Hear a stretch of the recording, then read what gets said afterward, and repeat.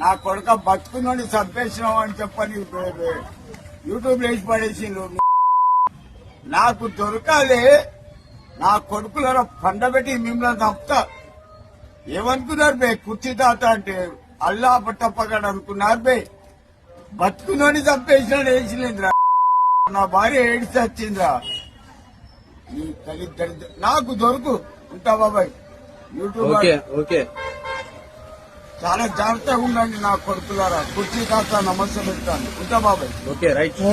నా కొడుక బతుకున్నోని చంపేసినావు అని చెప్పని యూట్యూబ్ వేసి పడేసిండు. నాకు దొరకాలి, నా కొడుకుల పండబెట్టి మిమ్మల్ని చంపుతా. ఏమనుకున్నారు బే? కుర్చీ తాత అంటే అల్లా పట్టప్పగాడు అనుకున్నారు బే.